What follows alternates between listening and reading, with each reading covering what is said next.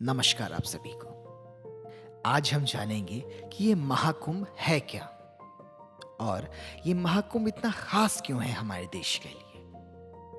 एक पौराणिक कथा के अनुसार जब भगवान इंद्र ने ऋषि दुर्वासा को क्रोधित कर दिया, तब ऋषि दुर्वासा ने उन्हें श्राप दिया और समस्त देवताओं को साथ में यह श्राप दिया कि आप सबकी शक्तियां क्षीण हो जाएंगी और समाप्त हो जाएंगी। देवताओं को कमजोर पाकर असुरों ने स्वर्गलोक पर कब्जा जमा लिया।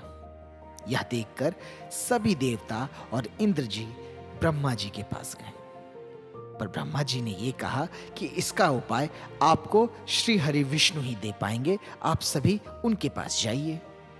श्री हरि विष्णु ने यह कहा कि सभी असुर और देवता मिलकर अगर एक समुद्र मंथन करें तो उसके बाद कुछ उपाय किया जा सकता है।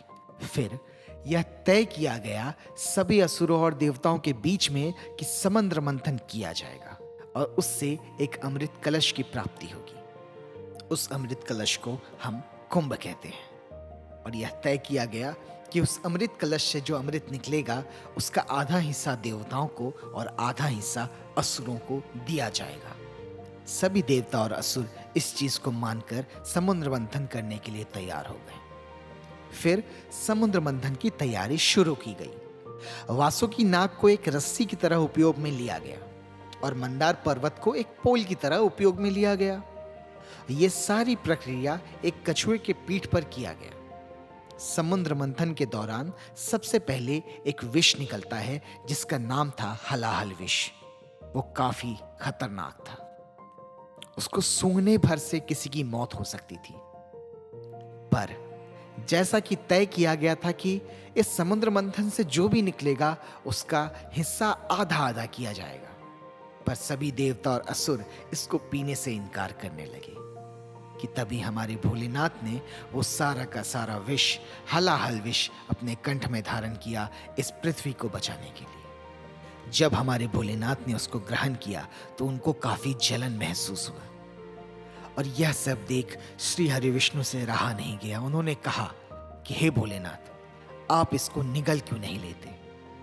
तब मेरे भोलेनाथ ने यह जवाब दिया कि मेरे हृदय में राम रहते हैं, मैं इस विष का जलन सह सकता हूं, पर मेरे राम का संगम इस विष के साथ नहीं होने दूंगा, इससे मेरे राम पवित्र नहीं रह जाएंगे। यह भाव देख उस दिन के बाद से मेरे भोलेनाथ नीलकंठ कहलाने लगे।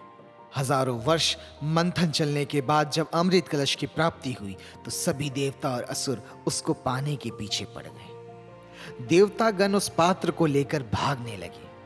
असुरों ने उनका पीछा किया। उसी दौरान उस कलश से 4 बूंद हमारी पृथ्वी पे 4 स्थान पर गिर गया, जिसमें से पहला है प्रयागराज, जहां गंगा और यमुना सरस्वती का संगम है। दूसरा हरिद्वार का गंगा नदी। तीसरा नासिक के गोदावरी नदी में और चौथा उज्जैन के शिप्रा नदी में।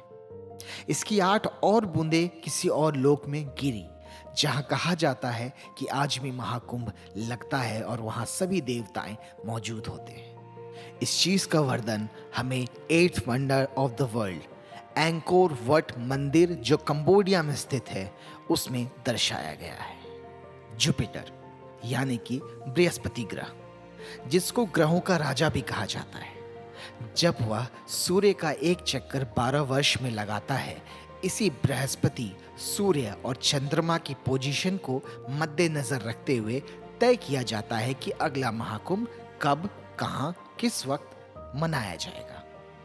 12 साल के अंतराल पर एक पूर्ण कुंभ मेला होता है और इसके बीच हर 6 साल पर एक अर्ध कुंभ मेला भी आयोजित किया जाता है। 12 साल के अंतराल पर 12 पूर्ण कुंभ हो जाने पर 144 साल बाद एक पूर्ण महाकुंभ आयोजित किया जाता है, जो कि इस वक्त हमारे भारतवर्ष में काफी धूमधाम से मनाया जा रहा है। तो ये थी कहानी महाकुंभ की। तो कैसा लगा आज का आपको ये वीडियो?